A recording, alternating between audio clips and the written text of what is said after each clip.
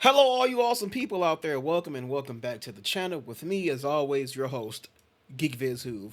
You already know we have yet another episode of News Drop, and this is going to be the gaming edition. We're kicking off at the end of the week here.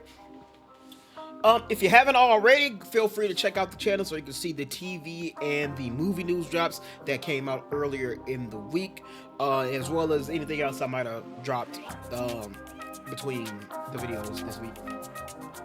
So there you go.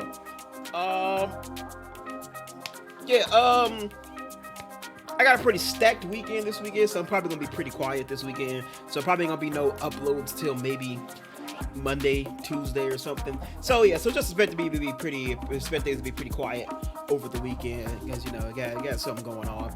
But anyway, we are here with our video game edition of News Drop, covering the stories from about the end of April. It's quite a little bit to talk about, quite a lot going on. So let's talk about what we're going to be going over with in this episode of News Drop here. So we got, surprisingly, a lot of Xbox stuff. We got a lot of Xbox stuff. They had an Xbox ID Spring Showcase, so we're going to talk about all of the video games that were showcased there. Also, another change in the Game Pass pricing, so we're going to go over that as well. A bit of a positive update on what the state of Pragmata is, as it just came out not too long ago. And then, of course, we gotta have some Ubisoft slander in here. We got 3 Ubisoft stories to talk about. 2 of them are Assassin's Creed related, to no surprise there. Talk about Dragon Ball releasing Xenoverse 3, as well as an Expedition 33 surprise 1-year anniversary update, and a brand new expansion for Final Fantasy 14. And then we have the BAFTA results as well, so we got that too. And then, as always, we got some trailers there at the very end. So that's everything we're going over in this episode of News Drop. So let's go ahead and just get right into it then, shall we? As we transition over to our first story of the day. Start things off a little positive here. Pragmata sells over 1 million in 2 days. Pragmata has experienced a strong launch week, with the game already selling 1 million copies. We're not even halfway through 2026, and Capcom has already delivered 2 banger titles. Yeah, Capcom is on a little bit of a run right now. Resident Evil Requiem was released earlier this year and became the fastest selling title in the franchise. Now their new IP has gained some speed as well, hitting a huge milestone within just 2 days of launch. A new press release from Capcom reveals a new sales milestone for Pragmata, with the title crossing 1 million copies in just 2 days. Pragmata is an original IP from a team of young developers at Capcom that offers players a brand new world and gameplay concept to explore. The developers have stated that moving forward, we will continue making every effort to deliver the appeal of Pragmata to an even broader audience. The press release also mentions that the marketing initiatives the team took to help reach the milestone. First, it was the early release of the game's demo, which helped players understand the unique features of the game. I agree, I played it. That's what actually put me on board with this game, because it was nowhere near my list. It was nowhere on my radar. But I played that demo and I was like, okay, this is something right here. This is something. Another factor that helped sales was announcing a multi-platform support, including the Switch 2. The developers have stated, quote, Capcom remains firmly committed to satisfying the expectations of all users by leveraging its industry-leading game development capabilities in order to create highly entertaining gameplay experiences. In other news, Pragmata has also gone and become one of Capcom's all-time top-rated games on Steam. Additionally, here's the complete list of trophies and achievements for the game. What are your thoughts on Pragmata? So yeah, I'm very happy about this. A brand new game, brand new IP, not a sequel, not a prequel, not a spinoff. A wholly original game, and it's already seemed to be selling quite well. Great reviews from both critics and fans, and most importantly, it's selling. It's making money. I think that is a fantastic sign, especially in this age today where motherfuckers is complaining that gaming is dead and there ain't nothing to play. Well, you got something brand new. They want more original ideas. They're tired of the yearly releases, tired of looter shooters, extraction shooters, all that shit. Well, you got something, and it seems like people are actually getting on board with it. as it's selling a million. So I'm very excited for this. Again, I played it, I bought it, I played like the first 3 hours or so. You can check that out on the channel, see my first game impressions. Unfortunately, the downside of being an employed adult is I haven't really played it since I did that recording, but I do plan on playing it more. Just had this week and next week of my 2 days off. Just was already filled out. I already had shit to do, so haven't had the time to really play it too much. But it is a really good game. You can check that out if you're interested in my opinions on the game. But I'm very glad to hear that this game is working out and it's selling. So I'm glad to hear it. And like I said, Capcom is on a bit of a run. They're on a little bit of a heater right now. Resident Evil. They dropped the Monster Hunter or something a bit before that too. That reviewed pretty well. But yeah, Capcom is on a little bit of a streak. So hopefully they can keep that up. All right, let me turn the phone down.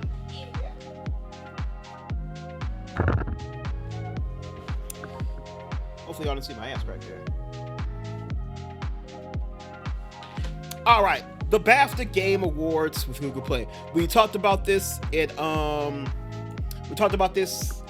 nominees on one of the episodes. I don't know if it was the last one or the one before that. But yeah, we got the BAFTA nominees and we have this is a fucking hell of a dress. What is this? So we have the results of the 2026 BAFTA Video Game Awards, the British Film Awards. Very high profile, very high concept. So yeah, we got a bunch of shit here. We just got a list of all the winners here. Animation was won by Dispatch. Here are the other nominees: Battlefield 6. You can look at them all there. Artistic Achievement was won by Death Stranding 2 on the Beach. Audio Achievement was also won by Dispatch. Best Game went to Claire Obscura's Expedition 33, which I don't think surprises anybody. British Game went to Atomfall. Best Debut Game was Expedition 33 as well. Best Evolving Game went to No Man's Sky, which is basically a live service category there. Family Game, Lego Party. I've never heard of it. They beat out Donkey Kong Bonanza? Yeah, that's crazy. Fellowship. I don't know what that means. Maybe that's a special award or something. Because ain't it. Games Beyond Entertainment went to Despelote. I've never heard of that. Okay. Game Design went to Blueprints. Multiplayer, Arc Raiders. Music went to Ghosts of Yote. Narrative was won by Kingdom Come Deliverance 2. The best new IP went to South of Midnight. I'm always happy when I see South of Midnight actually getting some recognition. Performer in a lead role went to Jennifer English for Expedition 33. And a supporting role went to Jeffrey Wright for Dispatch. Jeffrey Wright is in that damn game, isn't he? And then for technical achievement, we have Ghost of Yote. So there are your winners for the BAFTA Game Awards. Expedition 33 takes home yet another Game of the Year award there. So around this time next year, we'll see what BAFTA Game Awards will be coming on in this year. We'll see how many lists Resident Evil 9 and Pragmata make on that list next year.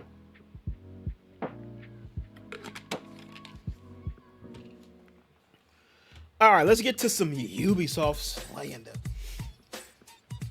Ubisoft settles with developers who were laid off after unionizing. The Assassin's Creed maker is currently making cuts across the company. Ubisoft Halifax would have been the French publisher's first unionized studio in North America if it hadn't been immediately shut down after developers were organized. Months later, Halifax workers have finally secured a settlement as Ubisoft moves forward with cost-cutting measures across the rest of the company.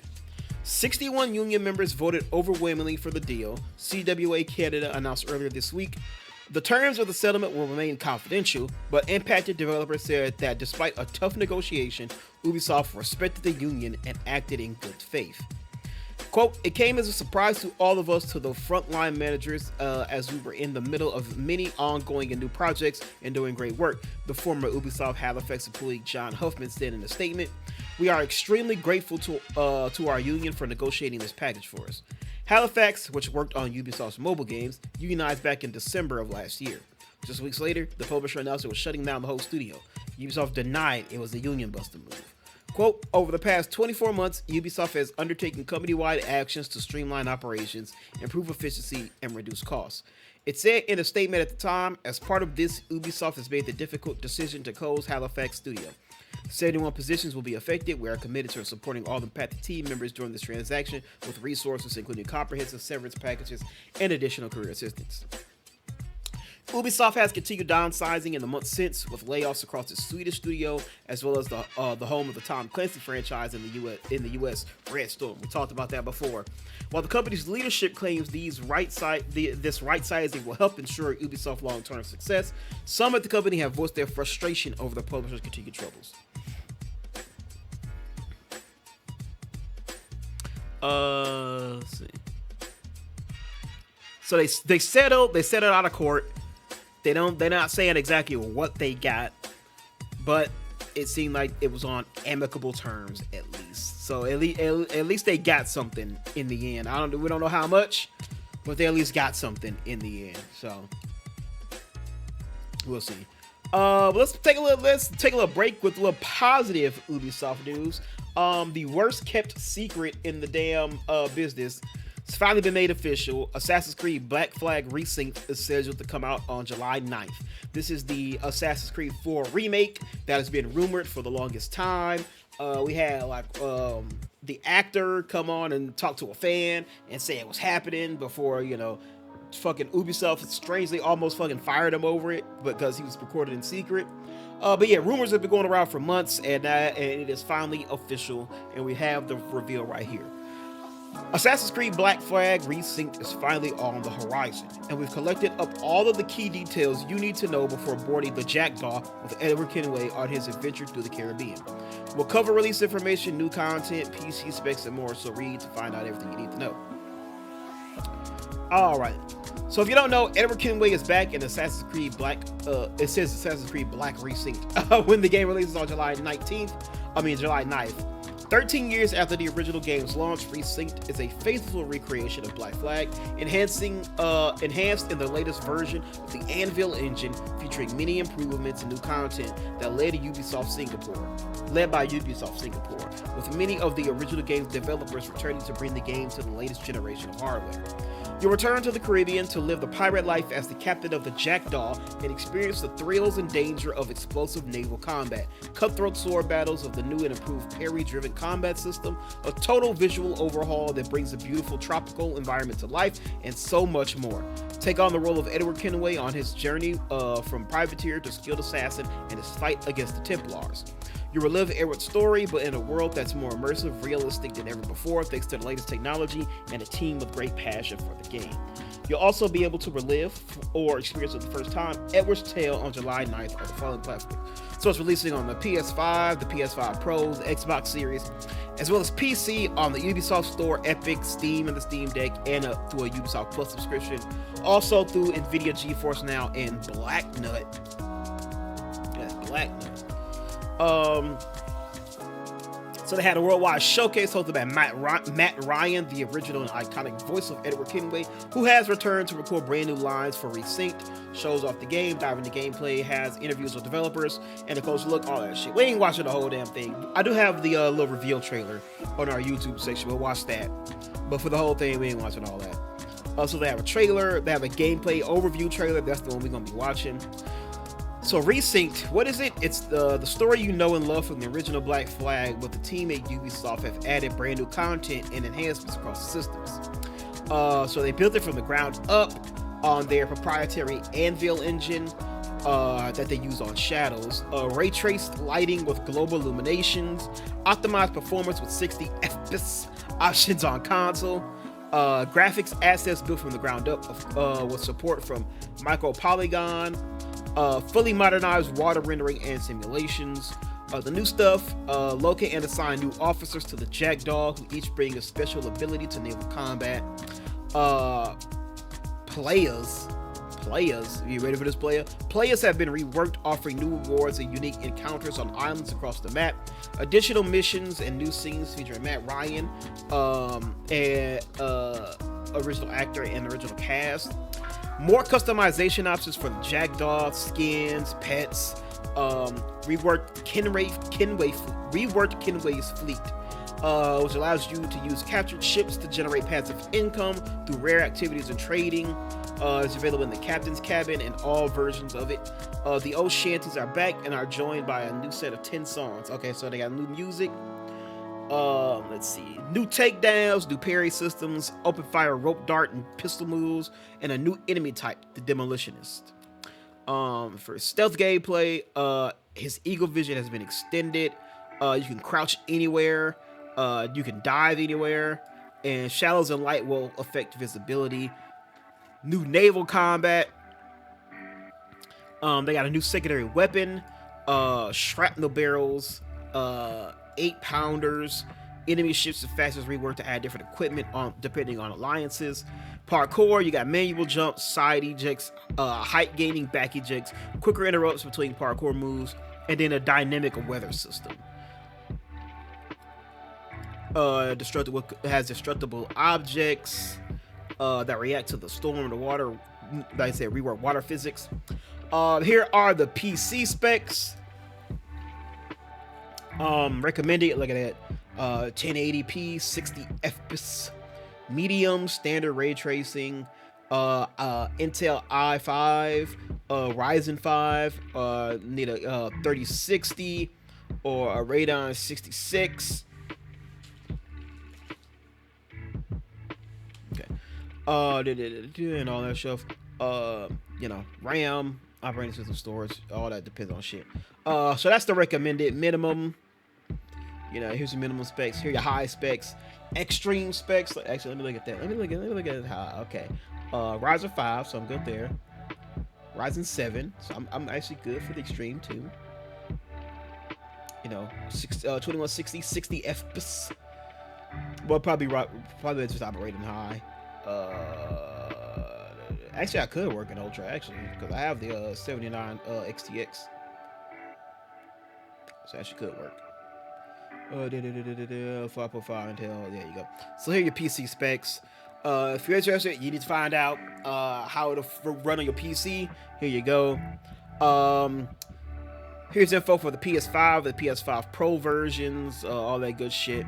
Haptic DualSense stuff, faster load times, Tempest 3D audio, 60 in performance mode, 30 in fidelity, 40 in balanced. Yeah, there you go. RPG. And then here you go. Editions of the game. Standard, $60. Deluxe is $70. And then the collector's edition is $200. Launch edition, which is basically the physical only day one thing. And then pre-order bonus shit. So there you go. Like I said, the worst kept secret in the gaming industry, and we all knew this was coming, but they finally announced it. We'll watch the video in the YouTube section, but there is your bare bones info on Assassin's Creed Black Flag Resynched. I think they should have made 2 first for a remake if they were doing any of them, but I'm aware a lot of people do like 4. It's just, unfortunately, I gave up by the time I was already done with the franchise when 4 came out. All right, and then we get right back to the negative news here. As Assassin's Creed Hexe loses its second director in 2 months. Assassin's Creed Hexe lost its creative director, who was Clint Hocking, at the end of February. 2 months later, it's losing game director Benoit Richter, who departed to co-found an indie studio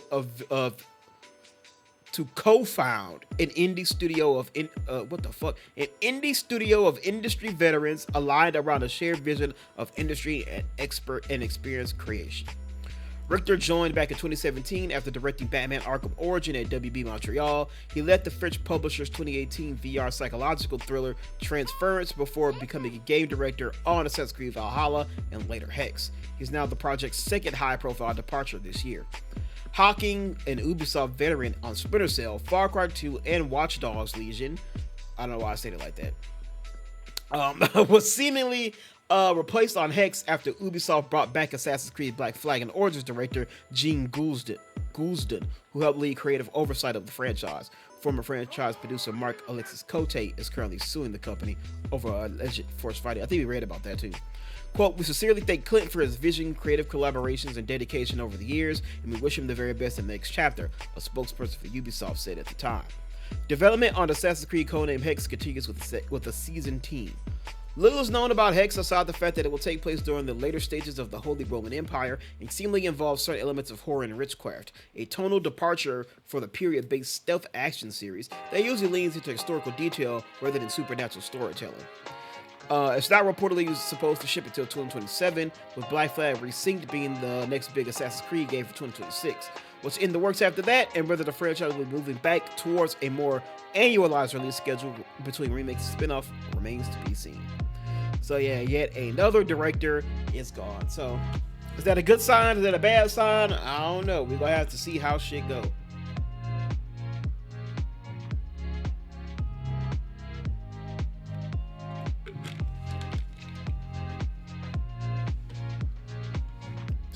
All right. Next up, we've got Dragon Ball Xenoverse 3, which is formerly known as Age 1000, is coming next year. Yeah, this is I think at a previous event they announced they were doing a new Dragon Ball game. It was codenamed Age 1000, but we didn't know what it was. Now we officially know what it is.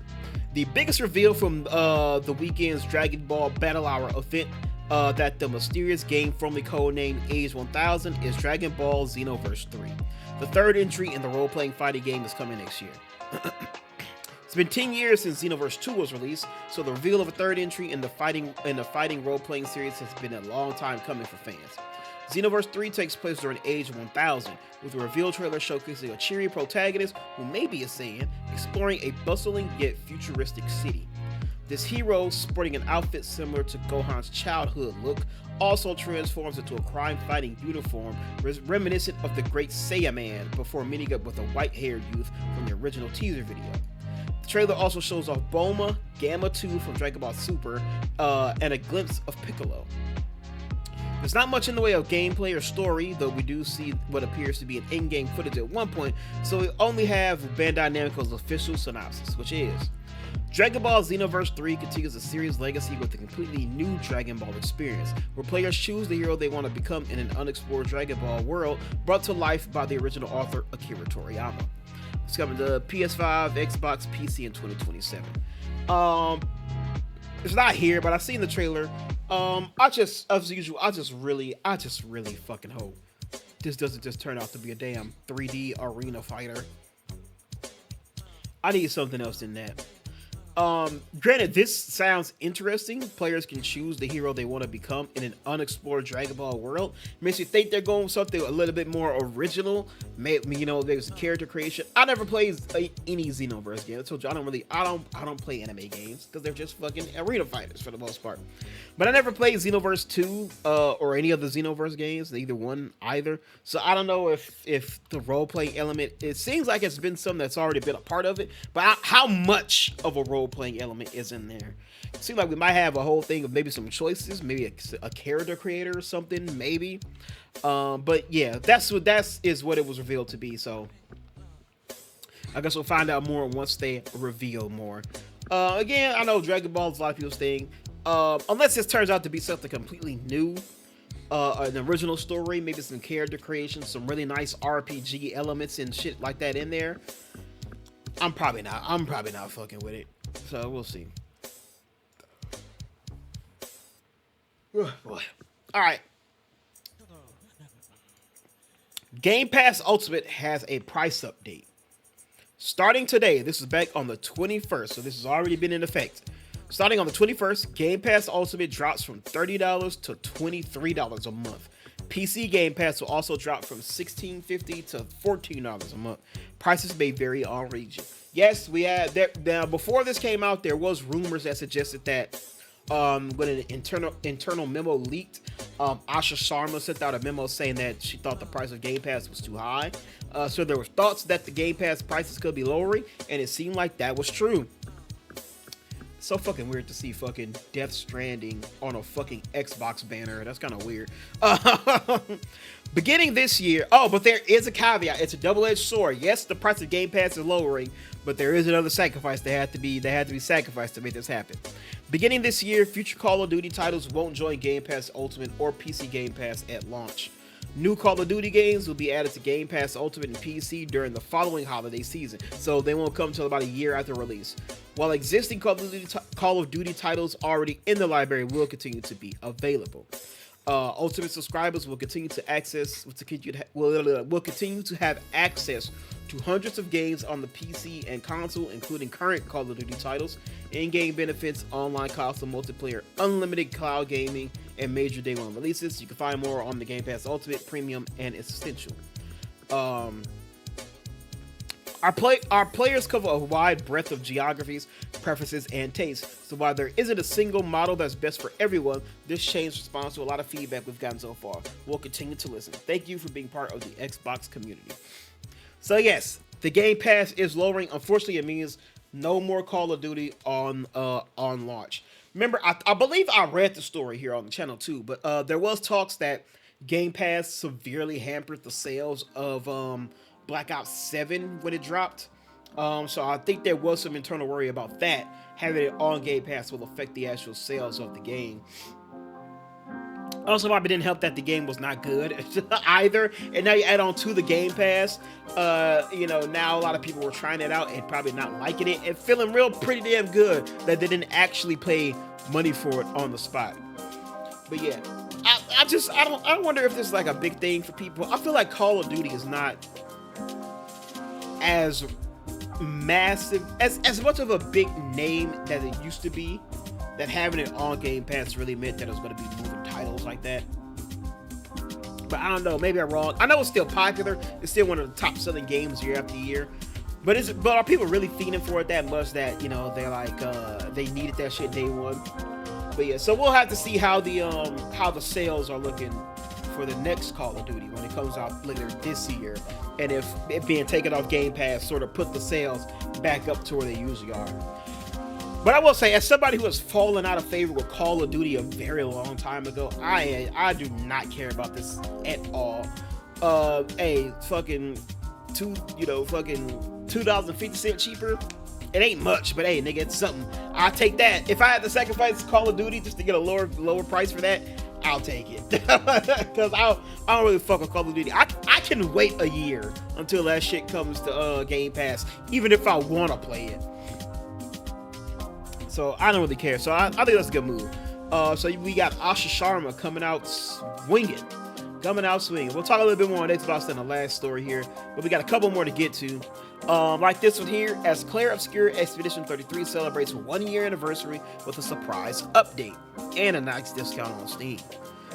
Expedition 33 turns 1 year old on Friday. That was last Friday? Yeah. And the team at developer Sandfall Interactive is celebrating the game's anniversary in style. It released a small new update Friday for the turn-based RPG that added new cosmetics for the Expeditioners. All 6 of the playable characters receive new first anniversary haircuts. Gustav's is available from the Gestural Merchant near Stonecliff Waves. Oh, so it even tells you where to get them. While everyone else's new hairdo will be found at the Gestural Merchant near Gros Tate in the overworld. The update also fixed minor issues, and you can read the full patch notes below. Oh, so is it literally just this little birthday hat everybody get? Sandfall also announced the game has sold over 8 million copies in its first year. Quote, "Thank you so much to every single person who has played, created art, shared, streamed, discussed, and supported this game." It wrote on Twitter, the last game gave us a sale. The last time it gave a sales update was back in October when they announced that it hit 5 million. So it's hit another additional 3 million since October, which is kind of crazy.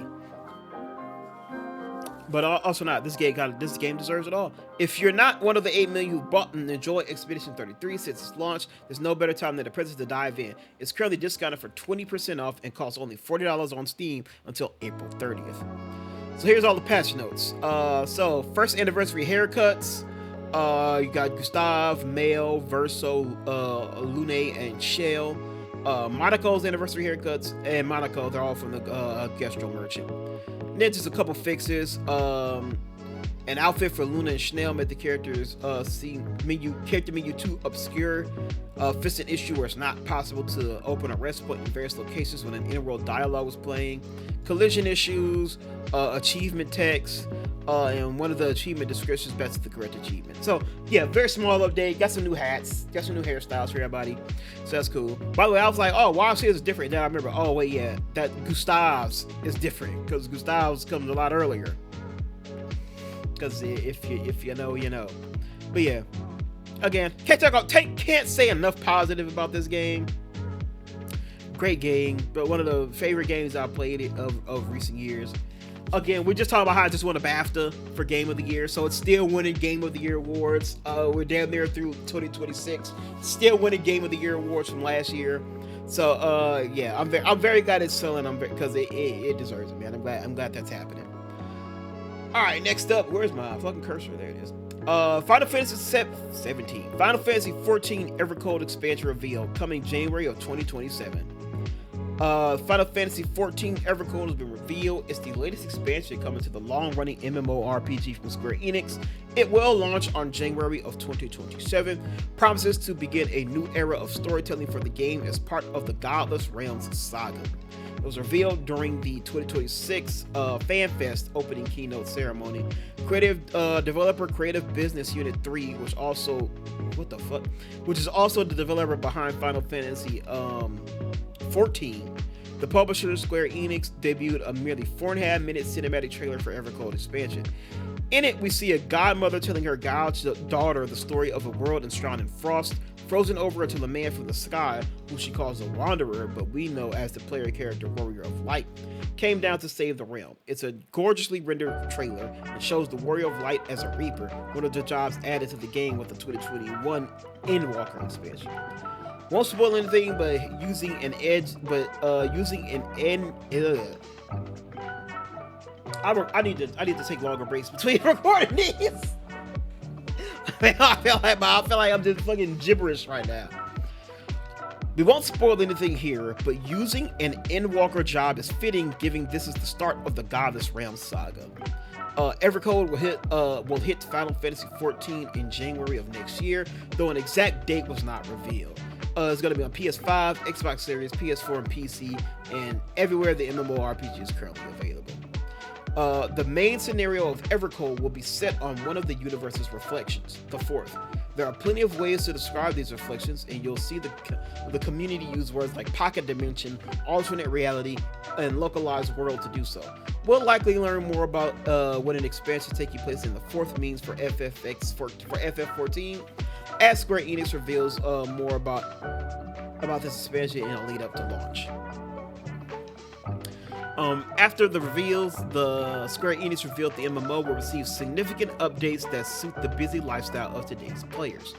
Alongside a new season system that will be implemented in the game as part of a change in FF14's new game design for Evercold, one season will be two patches. For example, Darwin. What the fuck? Oh my god! We'll take one season while patches 7.2 and 7.3 make a second season. The tease that it will be improving public fields and questing and evolving battles as part of what it calls ever-evolving content, but it said we won't learn more until the updates until the future fan festivals. So there you go, we got a Final Fantasy 7 update. 7. Goddamn, why I keep saying 7? I said 17 and now I'm saying 7. A Final Fantasy 14 expansion is coming, so for all you MMORPG guys, there you go. Alright, and for our last story, ID at Xbox Stream Showcase, we had some games. We already knew they were doing a direct, but they did announce that this is mostly more of the indie game route, so don't expect to see nothing big here. And to my understanding, there really wasn't. So yeah, we're gonna go over everything here real quick. So let's go through it. I keep losing my damn cursor. We've just wrapped up another excellent adventure from our friends at IGN for the latest and greatest ID at Xbox Showcase. We revealed a slew of indie world premieres, release dates, announcements, and upcoming Game Pass titles. Also, many of the ID and Xbox games shown today, like Deep Dish Dungeon, Echo Generation 2, and Screenbound, will support X Play Anywhere at launch, meaning you can just buy it once to play on both console and PC at no additional cost. So here is the full recap. Let me turn the music off. Please pause it. All right, Albion Online. Is this from Finally, Albion Online Fable? is coming to console. More adventure. More... Hang on. What's that glowing crypt thing? Sorry. The crypt thing. Fancy a quick look. What about the script? Open on a mysterious crypt thing. A world of incredible environments and heart-stopping combat against unyielding enemies. You ever felt so alive? Oh, quite. One rift glaive, please. Take this. And this. This place has everything. Tiny Can we ass get back to the blade. trailer now? Hunt dangerous animals. Watch out! Travel exotic lands. Exploring, Kathy. I'm exploring. And guess what? I quit. Ancients. And so I told him, at least my holy staff isn't tier 4.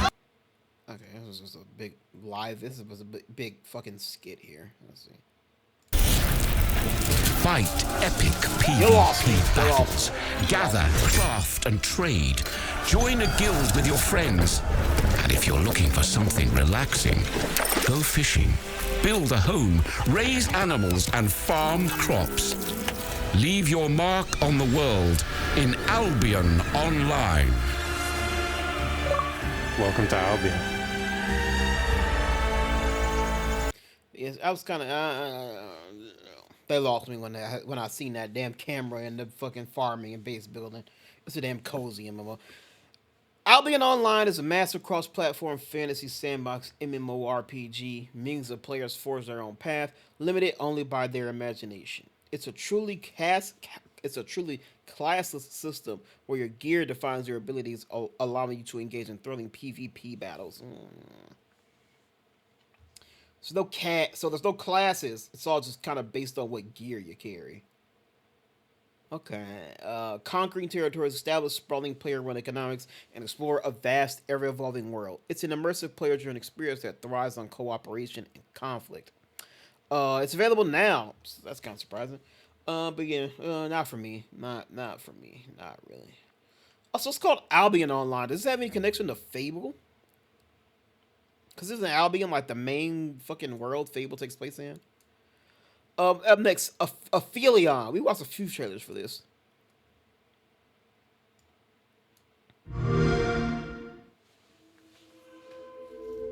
Personal log.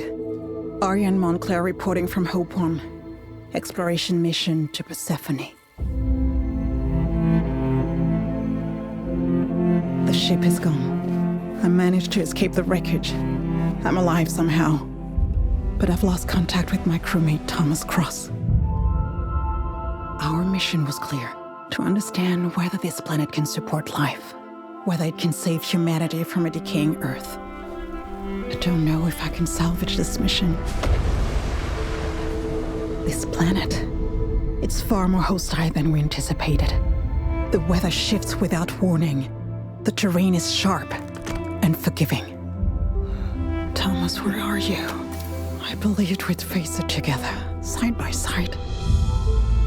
I'm making my way across breathtaking landscapes and observing enigmatic phenomena. Have I seen this already? What a blast it would have been to study this planet together. Now, I'm climbing alone unstable terrain. I feel like I've seen this. Braving magnetic storms, hoping to find you alive. I could tell that everything's fine, that I have everything under control, but you'd know I'd be lying. The truth is, I'm terrified.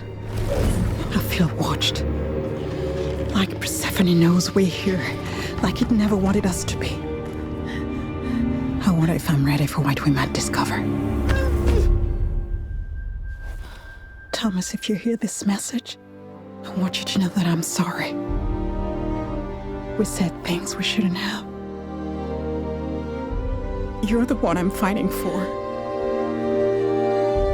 So hold on. I'm coming.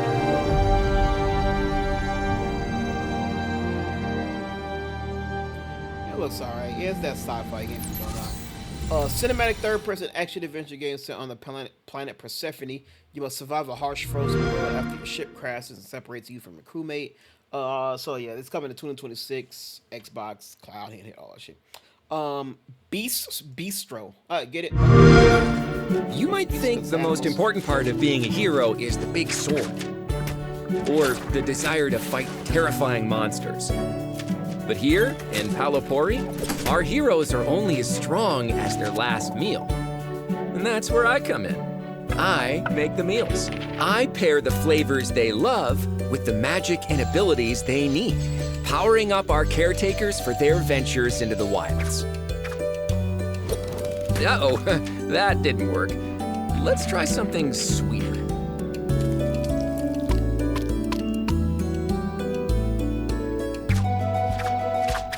Much better. We make a pretty good team. I manage things around town, gathering ingredients, growing fresh vegetables, tending to the critters, and fishing for the catch of the day. And they do the hitting monsters on the head part of things. They also bring back monstrous ingredients from the wilds, which helps me unlock new recipes, preparing them for the dangers ahead. It might seem a bit bleak outside the wall, but we're all in this fight together. Each of us brings our own unique skills and flavors to the table. It takes a village to save the world. It looks like it's gonna take hours. Get it? Bistro, because of the beast. Bistro is a charming fusion of cozy life sin and a flavorful deck builder. That's what it's called. That's what it's called. Where you cook meals to save the world. Team up with an injured god and a ragtag group of heroes in theatrical puppet-style combat maneuvers. The puppet thing is interesting. The puppet animation is interesting for the little deck builder fighting part. Where strategy and flavor are key to victory. Every ingredient enhances your adventurer's deck and unlocks the magic they need to fight the ravenous monsters destroying the wilds. In this world, not all heroes will wield swords. Some prefer the spoon. So hey, there you go for the cozy gamers out there. Crash Out Crew. Oh boy, this shit gotta be crazy. Talk about Crash Out Crew.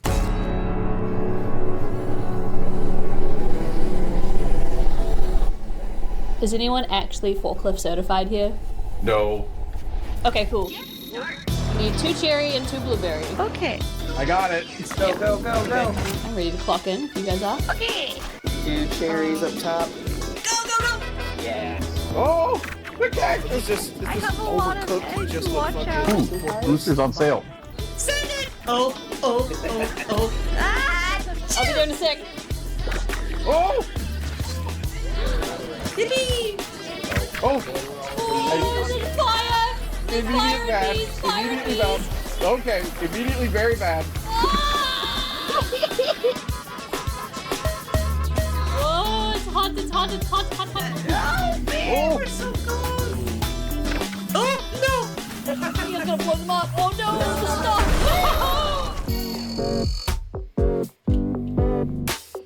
Yeah, I can already tell. It's not for me. Time to clock in at Denial Shipping, the world's most efficient warehouse. Your team is equipped to handle the most outlandish orders from across the globe. Lemons, anvils, explosive primates. If they can dream it, you can deliver it. Fulfill a variety of unique contracts with over 20 types of boxes guaranteed to make your job a physics-based nightmare. Work together in online co-op with up to 4 friends to fulfill orders of increasingly chaotic shipments. It's a party game. So, hey, whatever. Up next, Deep Dish Dungeon. Hi, Hey, what am I meant to do? Jesus Christ. Murati, 1 out of 2 of the team behind Deep Dish Dungeon. Have you ever wondered what it's to feel like an adventurer lost in a dungeon with your friends? No map, no hand-holding, tons of hidden secrets, and on top of that, you need to survive by collecting whatever ingredients you find in the dungeon.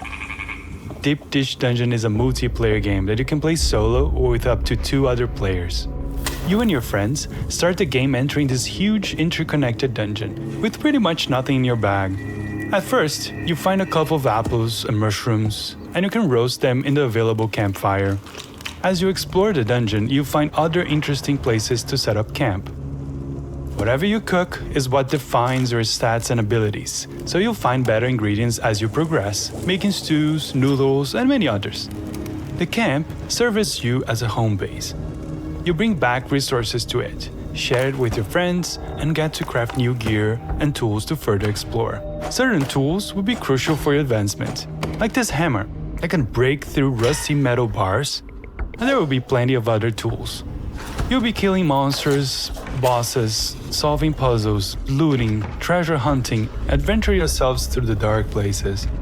But I invite you to get deeper into connecting to the dungeon, because it's full of symbols and hidden mysteries. I like to think that some of you might not just want to find all the hidden treasures you're looking for, but also to crawl this dungeon in reverse, allowing yourselves to connect to the story and find other ways of finishing the game. I'm looking forward to see you all making the most powerful meal of all, the deep dish pizza, later this year in fall 2026. Alright. Play day 1 on Game Pass, coming fall of this year. Deep Dish Dungeon is a co-op online game where you must survive the treacherous depths of a mysterious and atmospheric dungeon. Navigate puzzling passageways, gather resources to cook foods, and improve your campsite, and discover dozens of recipes to cook. Again, not really for me. I ain't gonna lie. Yeah, I see why I ain't see nothing from this. Ain't nothing here so far. I don't think it's much either. Echo Generation 2. I've never heard of Echo Generation 1.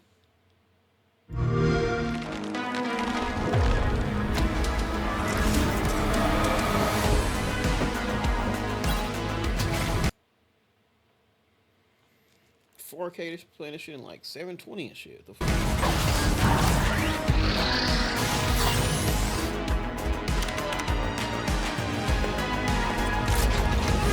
Art style's pretty cool. It's a deck building fighter.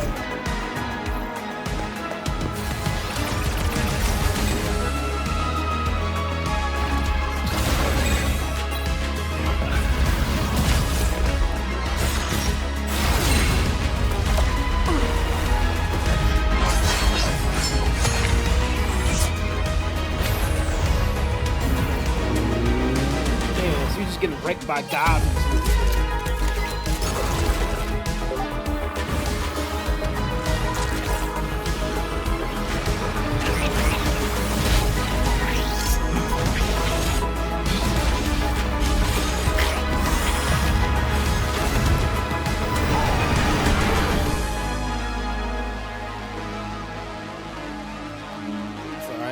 Embark on a sci-fi deck-building RPG odyssey. In Echo Generation 2, gather your crew, craft powerful decks, and battle across the stars to find your way home. Deal the cards, defy the cosmos, embrace the adventure. Echo Generation 2 launches on May 27th. Again, fortunately, I gotta say, Instant was not really for me. Escape Academy, Escape Academy 2, or Back to School. I don't fucking know. I can tell just by looking at the image, I'm probably not gonna be into this one either.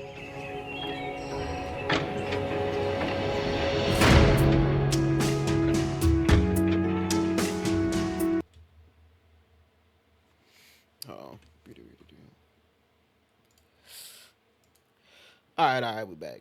I had to take the call from moms real quick. Alright, back to school.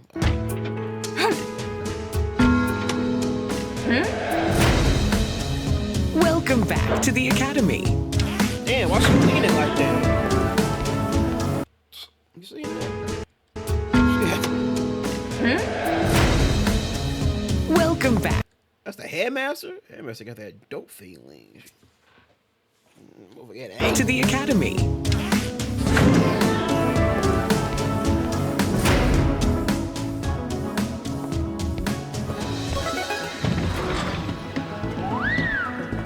Solve any good puzzles lately?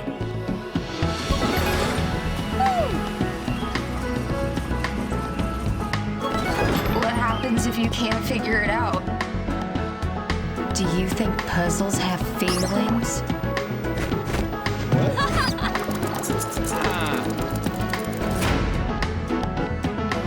Okay, let's not lose our noggins.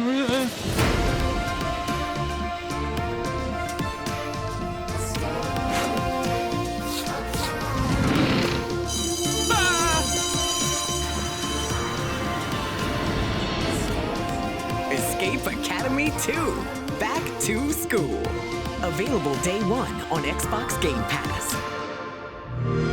Yeah, and exactly like I thought, another game where I'm like, you know what, this ain't for me. I can see this shit was kind of bad. Class is back in session with Escape Academy 2, Back to School.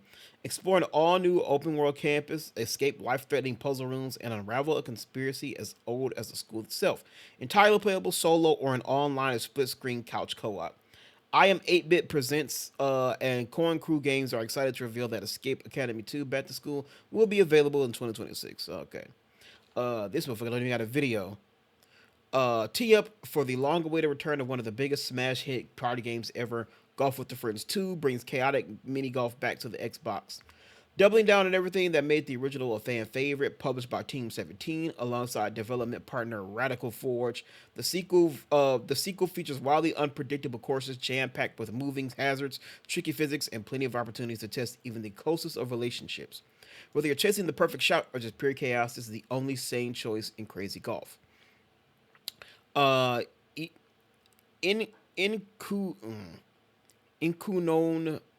Beanie. I don't fucking know. Konbini. Inkonbini. I think that's what it is.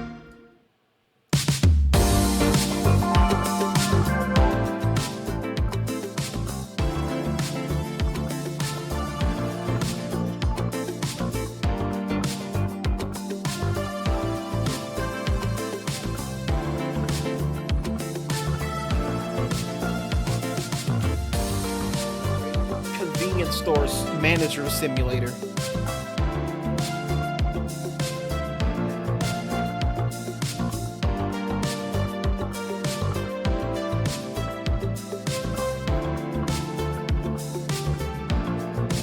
The honky ponky.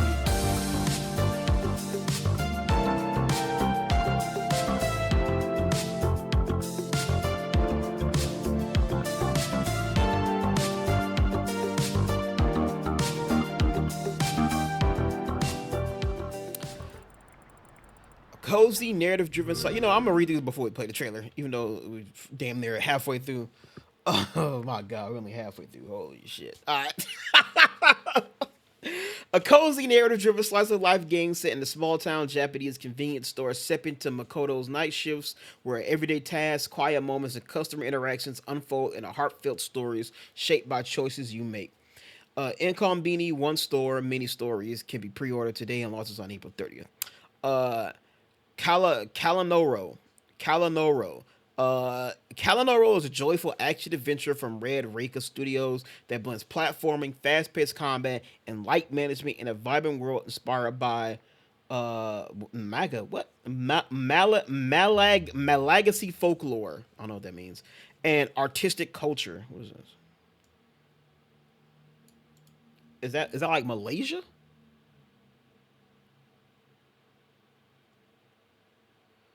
Oh, Madagascar as well as Southeast Asian. Okay, okay, it's Madagascar stuff. What does that say? Austronesian. Austronesian. Damn, we're learning big words today. We're learning big words today.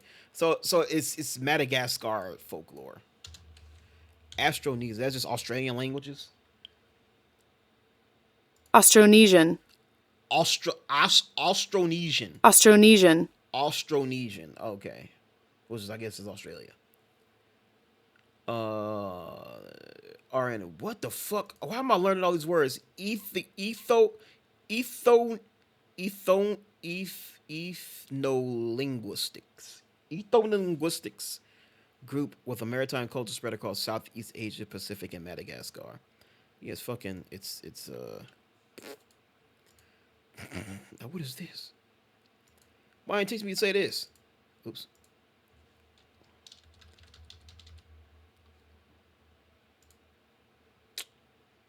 Google, sometimes you're weird.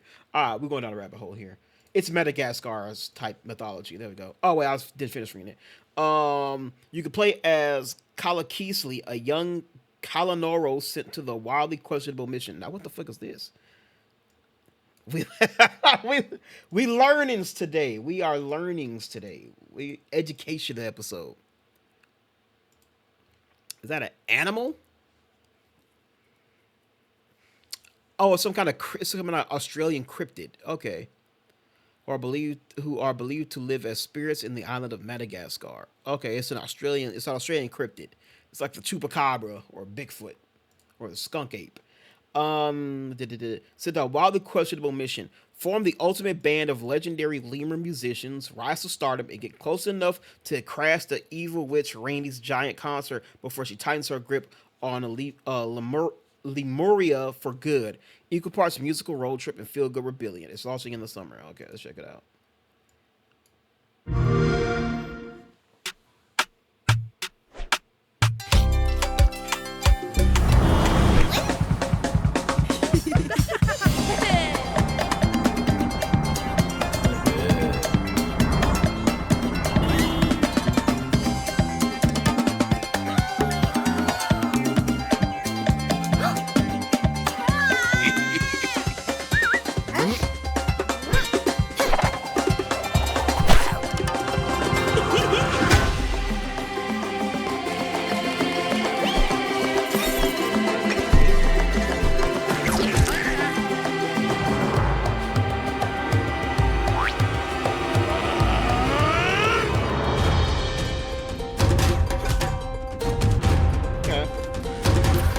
Not a big fan of the camera, but alright.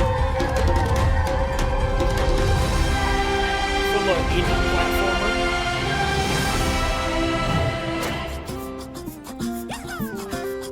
Okay.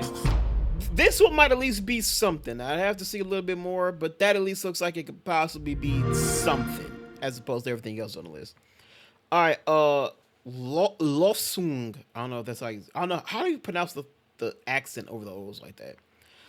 Is an awe-inspiring exploration adventure game across deep time ages, where players traverse a haunting, brutalist world guided by sound, resonance, and a mysterious origami companion. Through vocalization and environmental interaction, the player will navigate monumental landscapes, uncover hidden paths, and decode memories left behind. Blending atmospheric exploration with sound-driven mechanic, Lofsung invites players to tune into the world itself, where every sound carries meaning.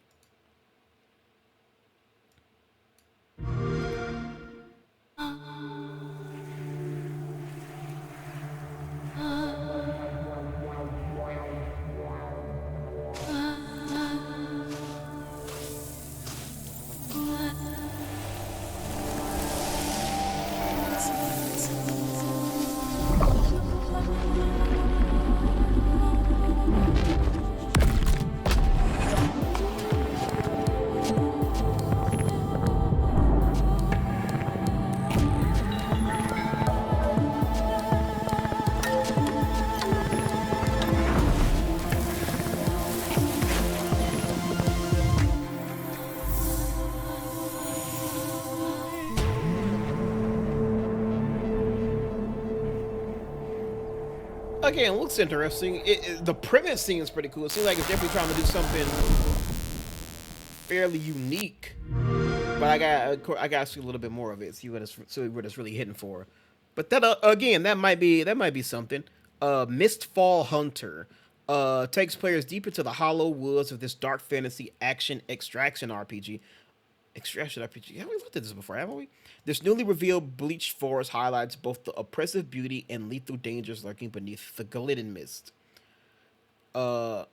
Set to an intense post-pounding score, the latest gameplay walkthrough also unmasked additional corroded threats, offering a glimpse of the moving more deadly enemies inhabiting the region.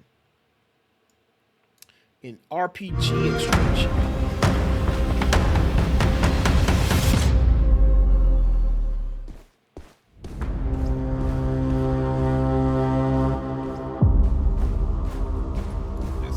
Here, 1080.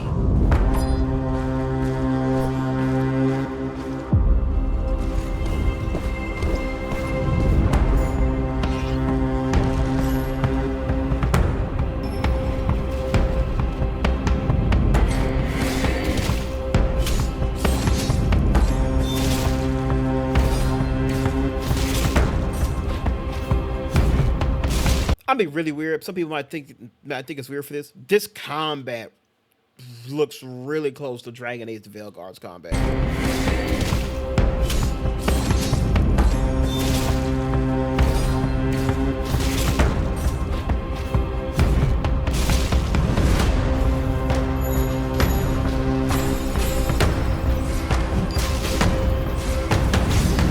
I thought it was calling in the what's that big ass laser from Gears of War called? The Dawn Hammer, is that what it's called? Hammer of Dawn? I thought it was calling that.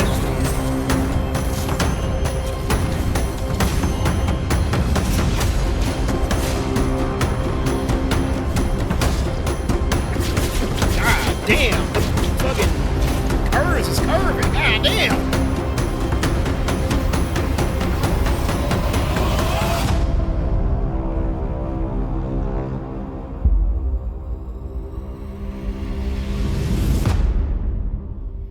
This Fall Hunter.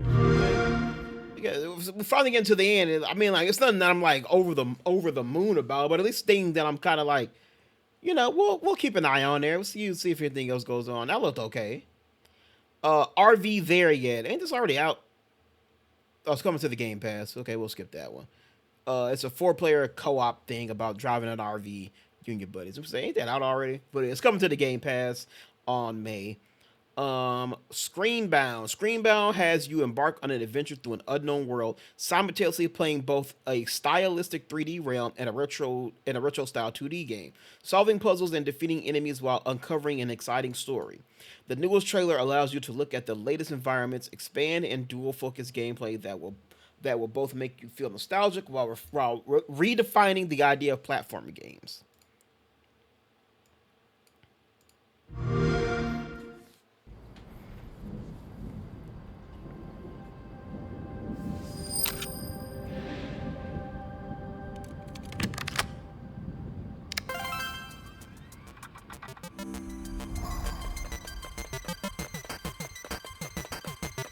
So it's a game of you playing a game.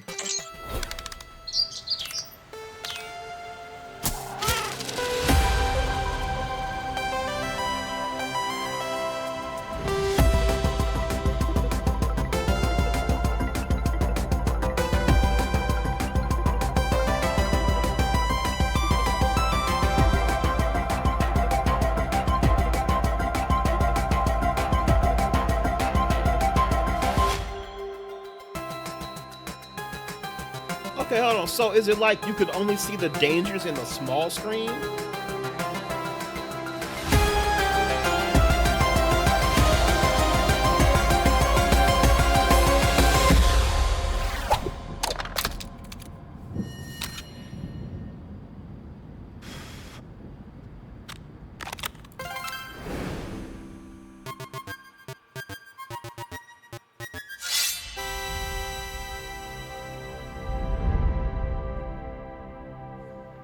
Okay, yet again, something where I'm like, okay, that actually looks like it might be something. So it's like it's a 3D, but it's also a 2D platformer. It's a game within a game.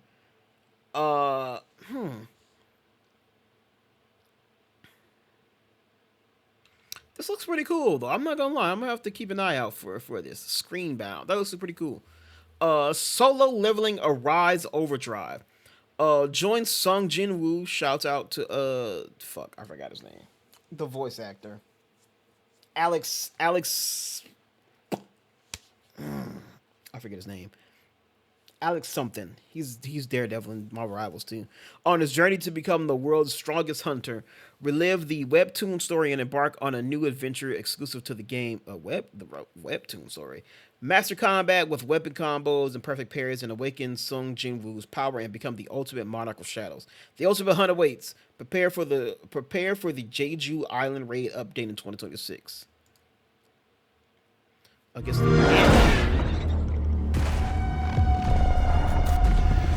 Is that Garurumon I just saw?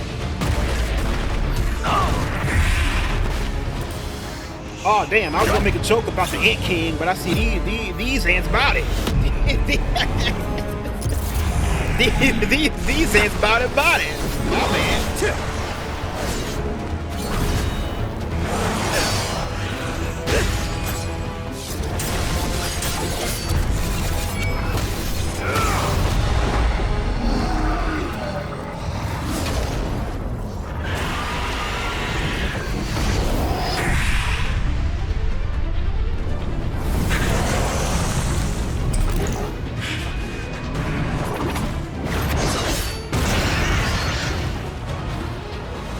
Arise.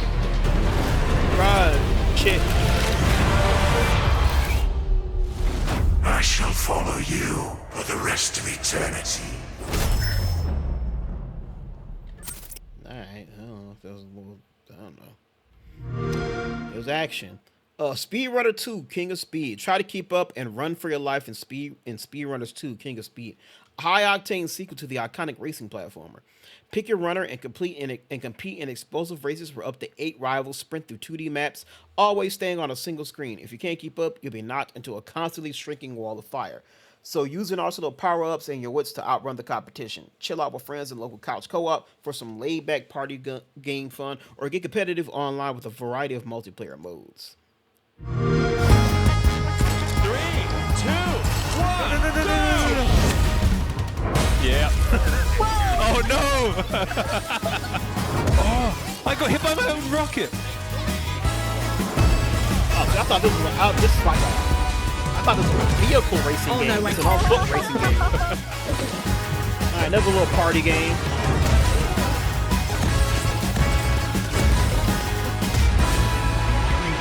What are we doing? No! Wait. Now I know. Oh. This is for you! Oh! How are you guys still alive? Whoa. Right, oh! Are you? Not bad. Oh, come on, button mash. Oh. Listen, where am I? No, wait. No, hold up. Let's go, pro strats. I have no idea what the fuck is going on. Oh! Get hit by his own shit.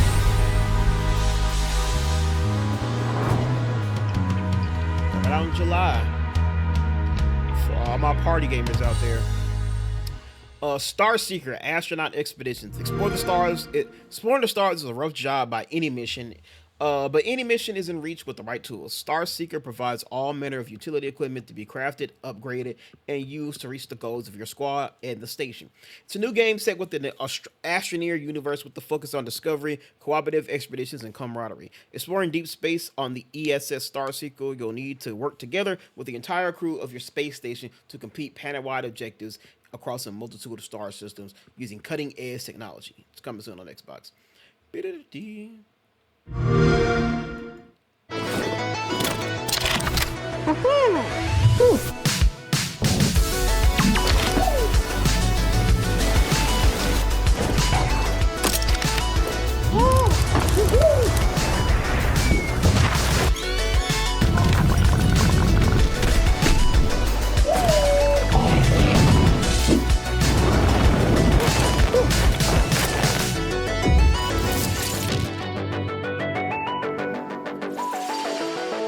Again, it's not for me. Tears of Metal. Tears of Metal is a medieval hack and slash co-op roguelike where you'll carve through hordes of enemies to reclaim your island with the help of your formidable Scottish battalion. As you tread your bloody path, uncover more about the mysterious dragon meteor and treacherous enemy invasion.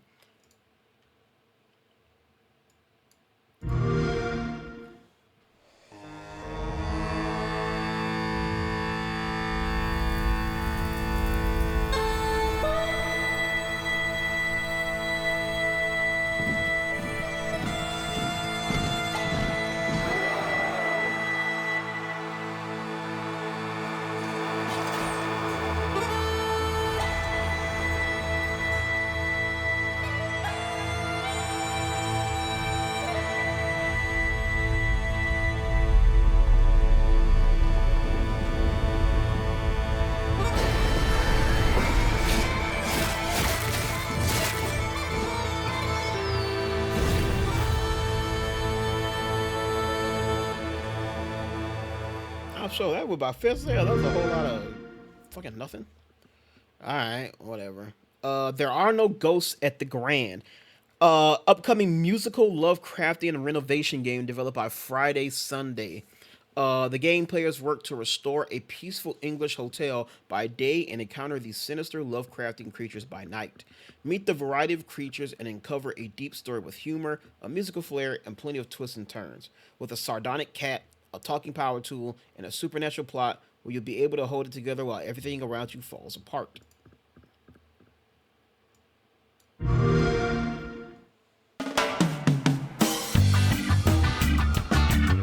Hey, I'm Chris. A few weeks ago, I inherited this beautiful English hotel from a father I never really knew. But even though we never met, I must have meant something to him because he left me this. It's a bit of a fixer-upper, sure, but you know, with a little bit of elbow grease and a set of power tools that can do just about anything, I think I could really turn this place around. Yeah, with a little patience and maybe a few new friends, I think everything's going to turn out just great. The only problem is, I'm not who I say I am. There's something else I need to do here. Something hidden. I'm not here to renovate and decorate. I'm here to investigate. And to help me, I've got a talking cat. You're the one doing all the talking here, mate. And a set of power tools that also talk. Well, hello there. I'm Robert C. McBrushy. It looks like you're about to do some renovations. Can I help you with that?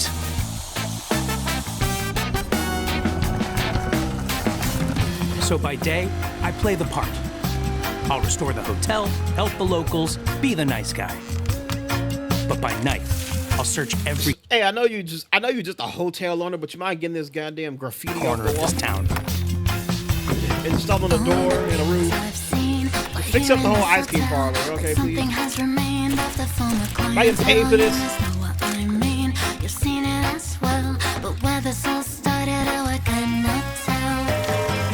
Decorator by day, ghost hunter by night. My father knew there was something wrong with this town, this hotel, these people. I wouldn't trust any one of them. I'm not sure I trust you either. I don't know what happened to him, but room by room, shop by shop, street by street, I'm going to peel apart these lies.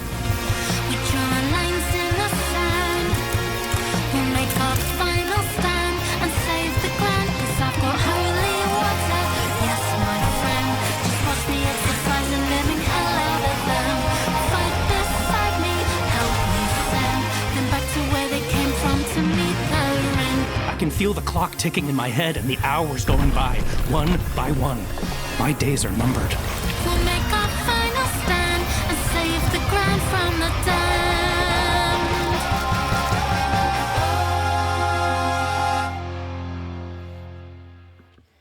damned. Okay.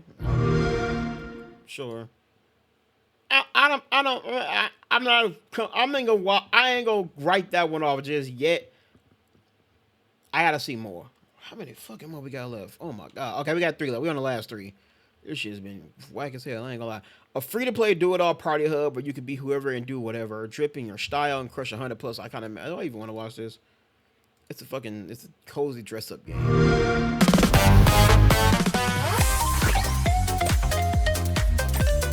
Ever wondered where the wildest party is?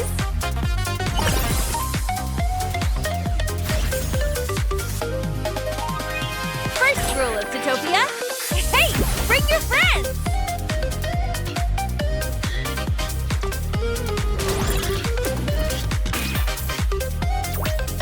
Okay, a little platforming, a little Fall Guys, a little Mario.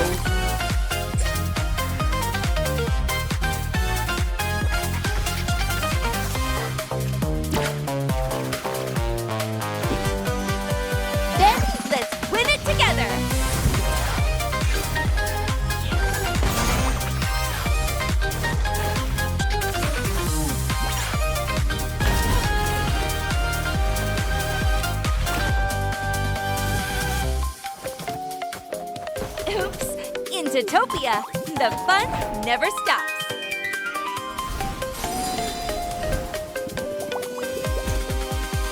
Alright, that's enough of that. Yeah, not for me. Vampire Crawlers, the Vampire Crawlers, the Turbo Wild Card. From the creators of Vampire Survivors, this turns the snowballing thrill of Survivor into a hyper turn-based, card-driven blobber with what the fuck is a blobber? With roguelike elements, build deck busters, explore familiar dungeons from a new perspective, and unleash world-ending combos. It's another deck builder roguelike. God, is that the new indie wave deck builder roguelike games? Help us, sinful children of the average Italian countryside. Don't help that I'm tired too, guys. Ah, shit.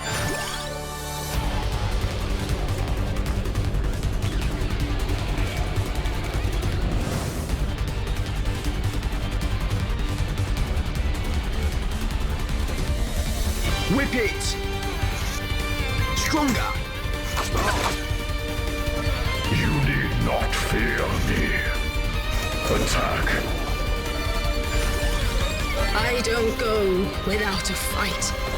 Gathering the magic. We're back! Nope, we never left. To kill monsters. To explore maps. To find treasures. To love. To shine. And there isn't it.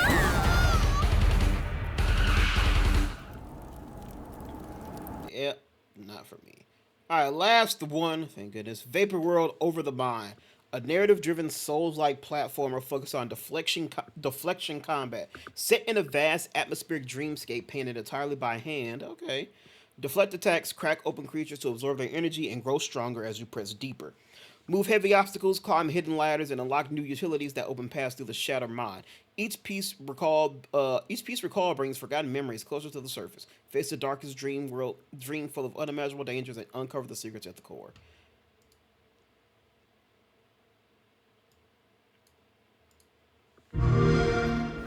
Perhaps you've seen it. Maybe in a dream. A sea, deep within the mind. It is called the Vapor World. Is this... Where am I?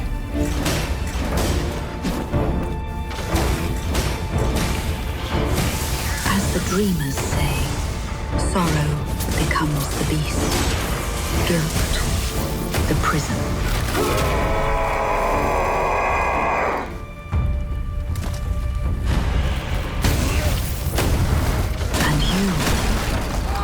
What is it you chase? This place.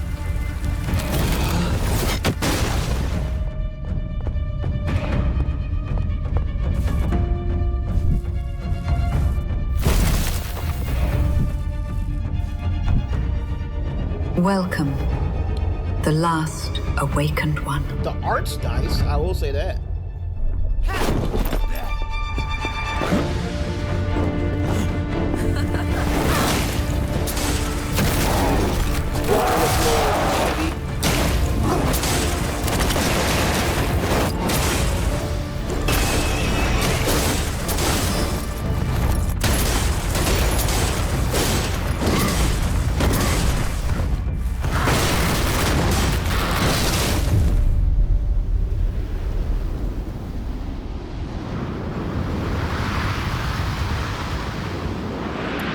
Yet again, that is not for me. All right, and that's the last one. Thank goodness. Of all this, nothing really interested me. There are some things I'm like, okay, I gotta see more of. Like Screen Bounce. This probably was the best thing I saw. I'm very intrigued by whatever this game is. I gotta see more, see how it actually works and all that shit. But this one looks pretty good. This looks like it could be something. And then this look like it could be something pretty cool too. Got to see a little bit more of that, but this like it could be something at least unique. There's definitely something you don't really see too much in video games, like Malagasy folklore. That's something you don't really typically see in video games, so that at least looks pretty interesting. Decent platformer or so, but I got to see a little bit more of it. But yeah, overall, this was not that good. It's not that good at all. But they did say it was just going to be indie games and shit. And that's definitely what that was. Alright, but that's it for that. We're going to continue on with these trailers as we get to watching some more video game trailers. Hopefully a little bit more. Hopefully a lot better than the ones we just watched. but I think they will be. I got like 9 trailers here, so we're gonna go ahead and we're gonna check them out and watch them. I think 2 in here are pretty lengthy. Sorry. Yeah, like the Metro one is 6 minutes, and then the Assassin's Creed Resynched is 8 minutes. But we'll get to them. So let's go ahead and say this is Broken Lore. Don't play. Broken Lore. Don't play that. Mayday, mayday, mayday. Great. Broken Lore. Don't play that.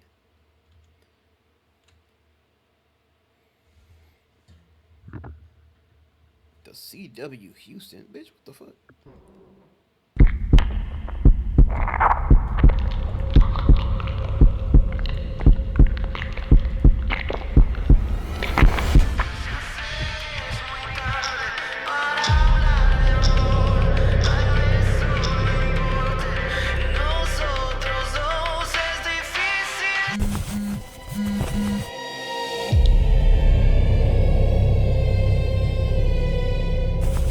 Moshi moshi?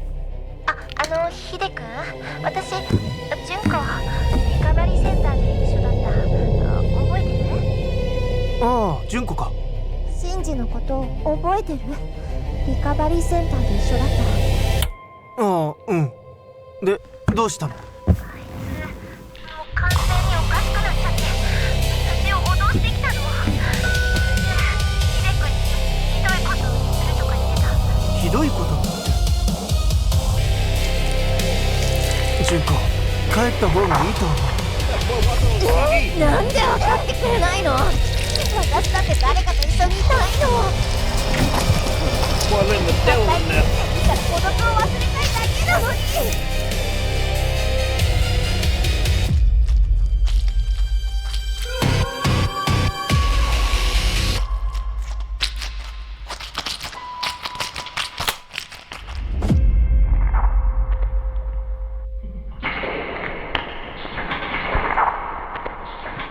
Like a cursed video game? What the hell is that?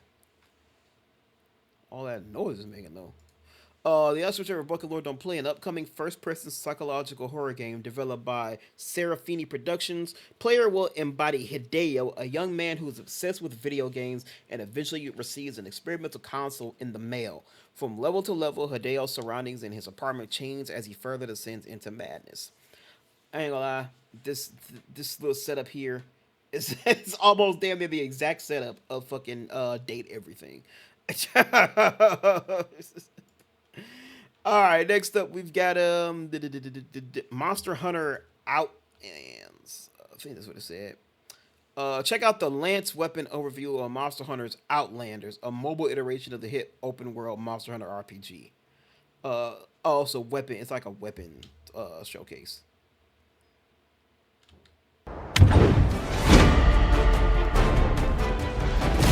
Lance. Big old.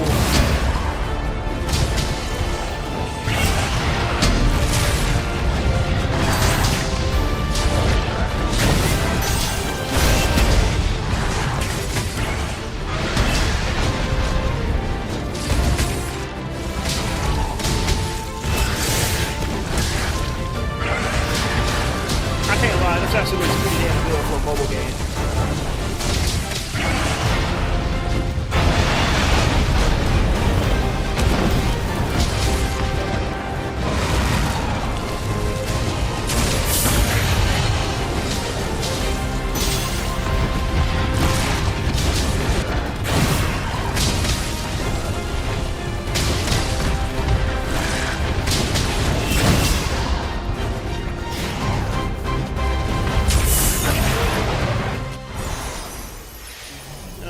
Some a little simple, some a little quick. Like I said, those look pretty good for a mobile game. Luna Abyss, the release date announced. What are you searching for, little one? Why are you still here? There's nothing left anymore. Forgive me. It wasn't supposed to end this way. I couldn't protect her.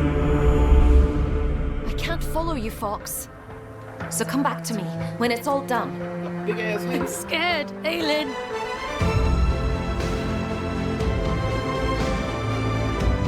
This is about something much bigger than you, Fox.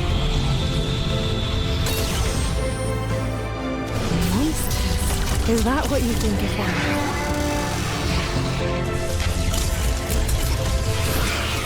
Please! Don't do this!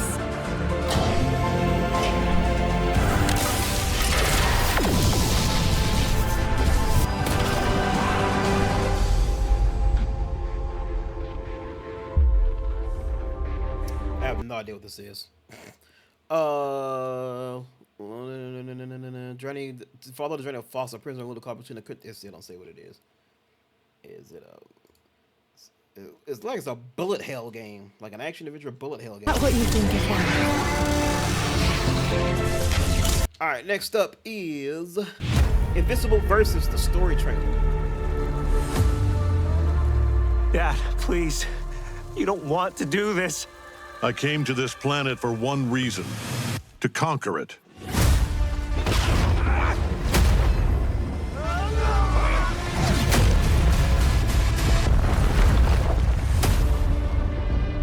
Stand for the cause and effect. I came for revenge, then I left. The journey's more than a climb, so if you can't walk in my shoes, then you also, can't. speaking of that, I just finished Invincible Season 4. That shit was fire. Hit me. As hard as you can. Happy to. Mark, where are we? Took the words right out of my mouth.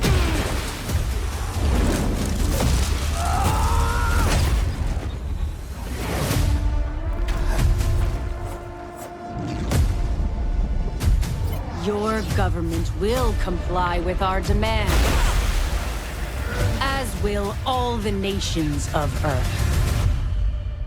We cannot allow that to happen. So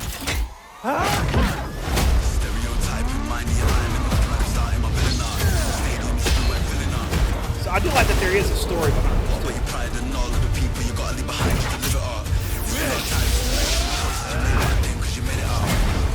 What is this place exactly? Robot says we're trapped here. No one knows why.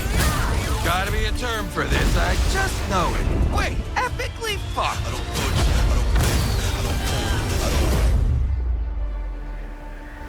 Are we clear now? You're one of us, or you're dead. Fuck you. I suppose that's a decision.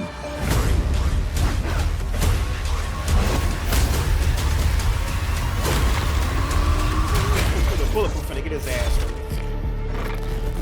Bulletproof versus Conquest. Bulletproof finna get his shit rocked. By the way, she's popping up in this game. Literally, she was in, spoiler alert, she was in like one fucking episode and then never popped up again. It was weird. I feel like she was supposed to set up something. I feel like the show, I'm finna go on a tangent about the show. I feel like this show has this weird thing where there's like one episode every season that acts as like a setup for something in the future, and it just kind of leaves the shit there. Like, it was the episode that had Battle Beast's debut, and then he left, and then he didn't appear in like the whole season. I don't think he popped up in season 2. He didn't come back to like season 3 came around. The one where he went back in time last season. And now you have the episode that had her in it, and it was like she just popped up, and then that was it. And now I don't know what the hell's going on with her. But yeah, I do like how this game has a story. All right, what's next? Up next is the Orbitals. We got a gameplay trailer for the Orbitals. That's that that co-op game for the Switch that has that old school like ain't this shit over? What the fuck? Really, it reached all the way to the end, but there's no skip ad button. That's some bullshit.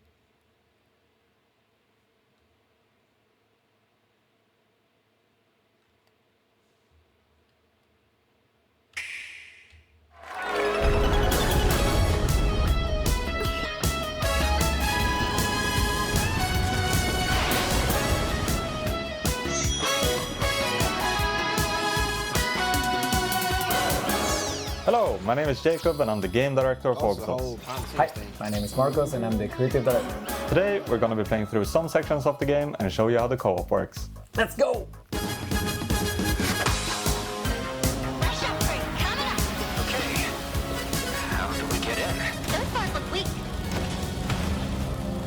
Orbitals has been designed from the ground up to be an asymmetrical co-op experience.